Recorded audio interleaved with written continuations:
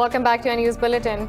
We start from UN Secretary General Antonio Guterres, who says the Kartarpur corridor is a practical example of Pakistan's desire for peace. After his visit to the corridor, Guterres tweeted, "The initiative is a symbol of interfaith harmony. The corridor provides pilgrims a visa-free link between Darbar Sahib in Narowal and the Dera Baba Nanak Shrine in Indian Punjab." Speaking in Lahore earlier, Guterres said, "Globalization is leading to global inequality, which has triggered widespread unrest." Warning against negative impacts of climate change, he said, countries lack the political will to tackle the issue. Meanwhile, Guterres also visited a primary school where he launched an anti-polio campaign by administering vaccination. Pakistan has successfully conducted the flight test of its air-launched cruise missile Raat-2. The Pakistan military says Raat-2 has a range of 600 kilometers and significantly enhances air-delivered strategic standoff capability on land and sea. It said the weapon system is equipped with state-of-the-art guidance and navigation systems, ensuring engagement of targets with high precision. The successful flight test was witnessed by the Pakistan military's top brass. The President and Prime Minister of Pakistan have congratulated scientists and engineers involved in the project on the successful test. Moving on, India has now imposed further curbs in occupied Kashmir by invoking the Unlawful Activities Act. The act gags all dissenting voices online, giving New Delhi the power to jail any social media user for up to 5 years. New Delhi has started filing FIRs against Kashmiri civilians using proxy servers to evade the internet ban. Indian troops claim miscreants are propagating rumors regarding the current security scenario in the valley. The FIR came after a video of ailing pro-freedom leader Hurriyat Syed Ali Gilani was uploaded on social media. New Delhi has imposed a total clampdown and communications blackout in the valley for the last 198 days. Also in India, Telangana has become the latest state to pass a resolution against the controversial Citizenship Amendment Act. Earlier, 4 other states, Kerala, Punjab, Rajasthan and West Bengal, passed similar resolutions. The state has appealed to the centre not to discriminate on the basis of religion in granting citizenship to anyone. Meanwhile, tens of thousands of Indians held a rally against the law in Punjab. The protesters accused the central government of carrying out a communal agenda of targeting the country's Muslims. The all-women sit-in also continues in capital Delhi's Shaheen Bagh, despite pressure by police and the BJP government. 93 more people have died in the last 24 hours from the outbreak of the new coronavirus in China, bringing the death toll to 1,868. The National Health Commission says another 1,886 infections have been confirmed, bringing the death toll to over 72,400. Details in this report. While Beijing is fighting the outbreak of new coronavirus, it is struggling to contain the epidemic. Medical staff and supplies from across China have flooded Hubei province, the epicenter of the outbreak. We are required to deliver 6,095 respirators, but we managed to make it to 10,000. And instead of providing 60,000 surgical masks as required, we managed to provide 100,000 of them. The workers fighting on the front lines are risking their lives in this battle against the virus, so it is our duty to ensure there is enough support materials for them. The World Health Organization says the virus is a serious problem, but is warning against overreaction and falling into hysteria.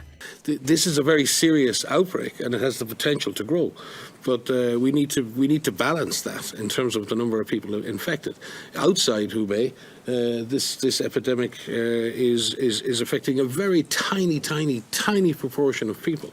Japan now has over 500 coronavirus cases, including 455 on a quarantined cruise ship docked at Yokohama. In China, the annual parliamentary meeting, scheduled for early March, has been put off because of the outbreak. The new coronavirus has taken a toll on China's economy after Beijing quarantined its most densely populated provinces. Major companies stopped operations in mainland China, denting production and causing the stock market to plunge. More in this report. Beijing was quick to predict the economic fallout of the outbreak when it injected billions of dollars into the financial system. While the impetus provided some cushion, it was not enough to prevent nosediving stocks and uncertain markets. But Vice Minister Foreign Affairs King Gong believes the subdued demand will be released rapidly and the economy will rebound. The impact of the epidemic on the Chinese economy will be short-term and temporary. Provinces and the municipalities in China, except for Hubei, are gradually resuming production. Government departments have introduced solid measures, including tax and fee cuts. Apple has announced it will miss its revenue guidance for the March quarter, affecting both production and Chinese demand. The annual Mobile World Congress was also cancelled with a mass exodus by exhibitors over their fears for the outbreak. But organizations such as L'Oreal and Toyota Bishkek have reopened their Chinese plants and research and development centers. Our Research and Development Center resumed operation on February 10th, according to a unified schedule, on the same day when all L'Oreal workshops started to operate except the Yichang plant and the Wuhan office. Many global corporate giants say they are confident of Chinese market because the government has taken effective measures to contain the epidemic. Syrian President Bashar al-Assad says his government will continue its offensive against rebels despite major gains in northwestern region. In a televised address, Assad said the fight will continue until the country is liberated from rebels. Assad said the gains shadowed the eventual defeat of the 9-year insurgency that sought to remove him from power. Earlier, government forces claimed to have seized most of Aleppo province as they keep up their campaign to recapture rebel-held Idlib. But the president also cautioned the conflict is not over yet. We are fully aware that this liberation does not mean the end of the war, nor the collapse of schemes, nor the demise of terrorism, nor does it mean that the enemies have surrendered. But it certainly means rubbing their noses in the dirt as a prelude for complete defeat, sooner or later. The UN says its Syrian aid operation is being overwhelmed with the number of displaced people reaching 900,000. Moving on, the EU has expanded its sanctions against the Syrian government by adding 8 more businessmen and 2 entities on the sanctions list. EU Council says President Bashar al-Assad's government directly benefits from the activities of these people. The Council said its sanctions against the regime includes oil embargoes, restrictions on certain investments, and freezing the Syrian central bank's assets in the EU. To date, the EU has added 277 businessmen and 71 entities to its sanctions list, imposing a travel ban and freezing their assets. It said the bloc has also imposed export restrictions on equipment and technology that might be used for internal repression. The EU has been implementing sanctions on Syria since 2011 and revises its decision in this field on an annual basis.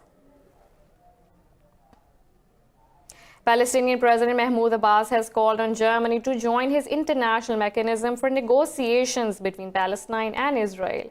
Abbas made the remarks during a telephone conversation with German Chancellor Angela Merkel. State media said Abbas briefed Merkel on why the Palestinians reject Washington's Middle East peace plan. He explained the alternative initiative he presented to the UN Security Council on 11th February.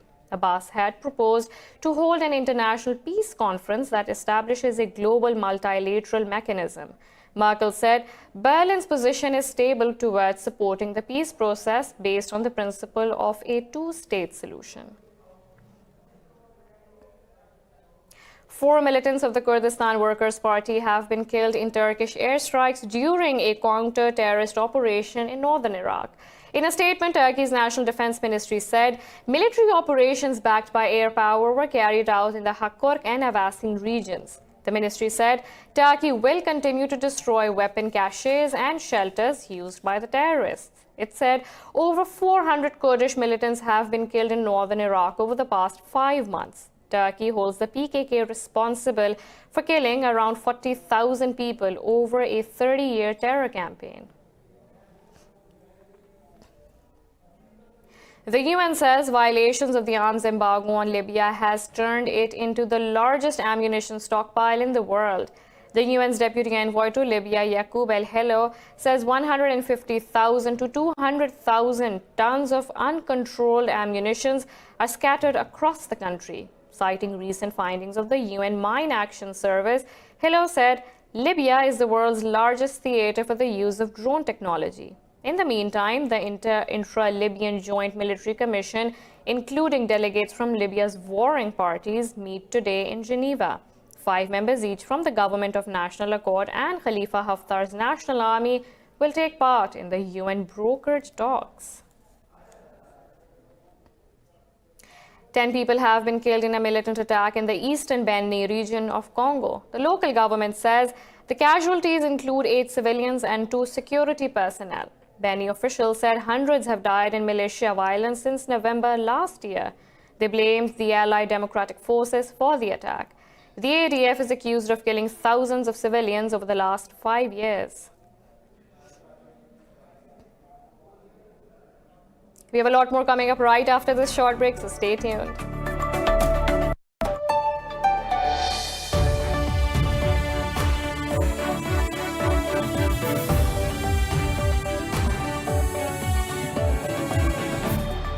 Welcome back to our news bulletin. Over 26,000 people have taken part in early voting before Saturday's Nevada Democratic Caucus. The Nevada Democratic Party says more than half of the voters on the first day were first-time caucus goers. This is the third stage of the race to find a challenger to U.S. President Donald Trump in November's presidential election. More in this report. The 8-way Democratic race is heating up as it enters a crucial period before the approaching Super Tuesday on March 3rd. Former New York Mayor Michael Bloomberg will formally join the race on Saturday after sitting out in the early Iowa and New Hampshire contests. Leading candidate, Vermont Senator Bernie Sanders, took an early swing at the billionaire Bloomberg. So today we say to those billionaires who are spending hundreds of millions of dollars to support candidates who represent the rich and the powerful. Today we say to Mayor Bloomberg,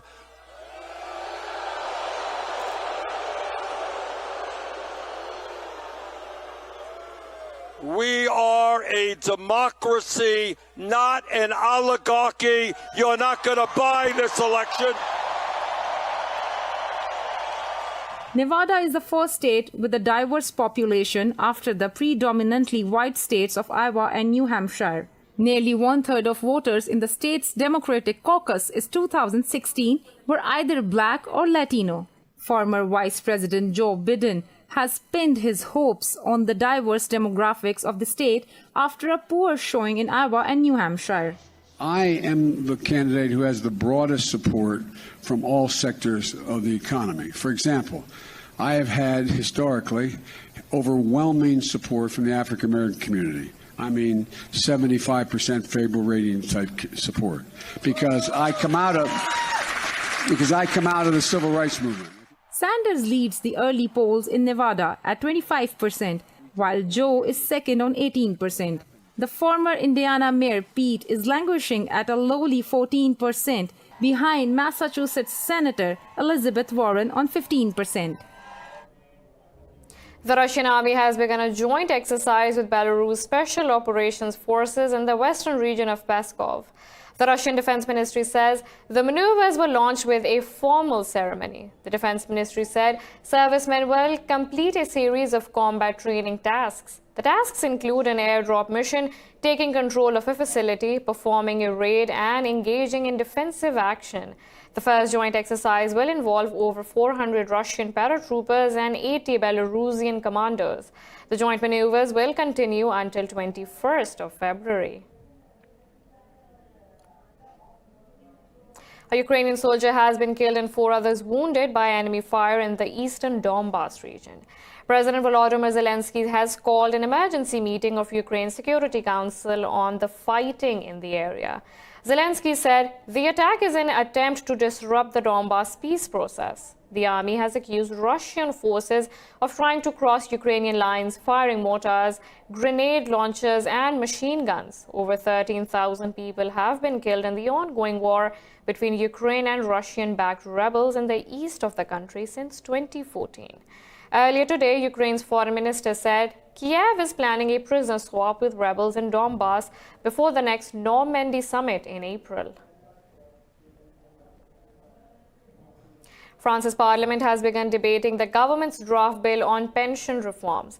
The proposed reforms have been dogged by months of nationwide protests and strikes that have brought the country to a halt. More in this report. When President Emmanuel Macron's plan for a single points-based pension system were published, the country responded with outrage. Public transport workers walked out for 6 weeks in December and January, causing travel misery for millions. Paris offered concessions including the temporary removal of the rise in pension age to 64, the most contested measure. The government invited trade unionists to find another way to balance the pension deficit during a financial conference earlier this month. The government has 3 ambitions. Build a universal pension system that ensures every French citizen, in which everyone should be insured regardless of their career path or position. Consider life experiences by putting our sights away from status and into activity. And finally, this system should mobilize new tools, such as prevention or the right to a career change for the most difficult professions. The bill is now being discussed in Parliament, with opposition MPs hoping to derail it by tabling a record 41,000 amendments. The opposition benches called the bill monstrous and want to see it shelved. This bill is monstrous and you are losing control of the monster. You now have the salutary possibility, and not only the possibility, but the power and without a doubt, the duty to end this nightmare, to this ordeal, to this grave mistake. With the final vote before the summer and the bill under parliamentary discussion, trade unions are continuing their strikes in Paris. They have called for nationwide protests on February 20th. The EU has warned big tech companies could face tougher rules and penalties if they fail to curb hate speech and disinformation. EU Commissioner Thierry Breton says the bloc will take matters into its own hands if platforms do not respect rules. Breton said new conditions can be binding to avoid online abuse since illegal content is massively disseminated to European citizens. The EU's Executive Vice President Marguerite Vestager is expected to announce a single EU data market to curb the dominance of tech giants. The European Union introduced the General Data Protection Regulation in 2018 to give people more control over privacy settings. Under the GDPR, regulators can fine companies up to 20 million euros for any breaches. Daily airstrikes and bombs in Syria have pushed parents to come up with a new way to help their children cope with the frightening sounds of war. This report will tell you how a Syrian father in Aleppo is helping his daughter face her fear with laughter. To protect his daughter Salwa from the psychological scars left on countless Syrian children, Abdullah Muhammad is using humor to take the horror out of the sound of war.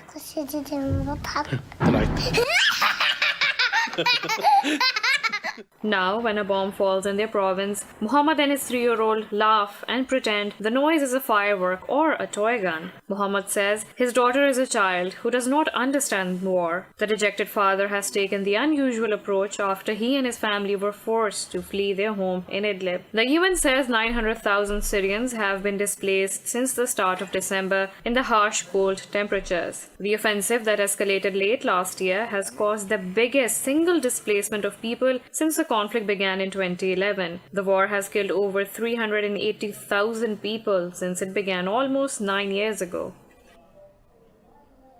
Snow-capped peaks used to be clearly visible from the streets of Almaty and Bishkek. two of the largest cities in Central Asia. But now a heavy cloud of dark smog often blots out the view as air pollution regularly reaches levels similar to New Delhi and Lahore. Details in this report.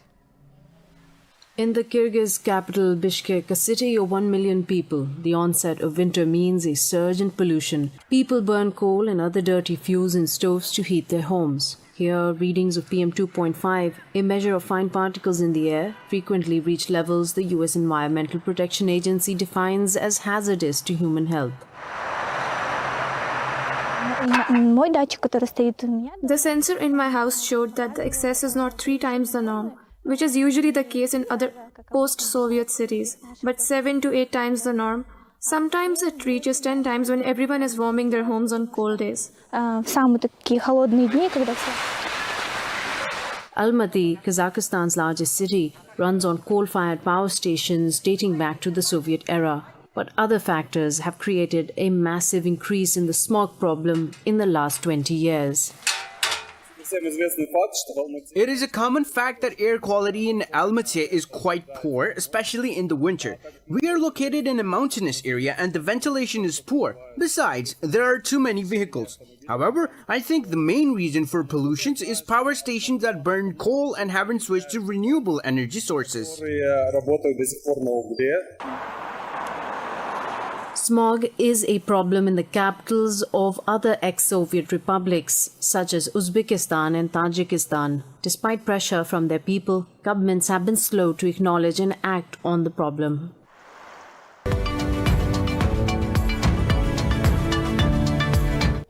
European markets are trading lower following a weak handover from Asia as major companies are roiled due to the new coronavirus epidemic.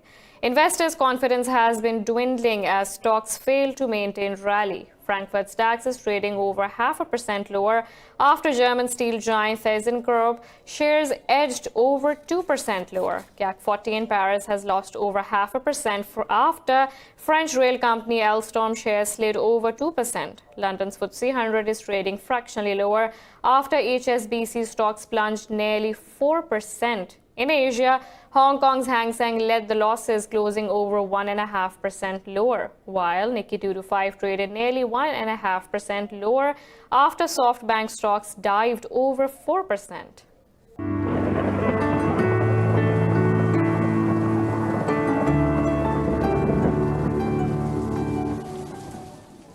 Now let's look at the weather from around the globe.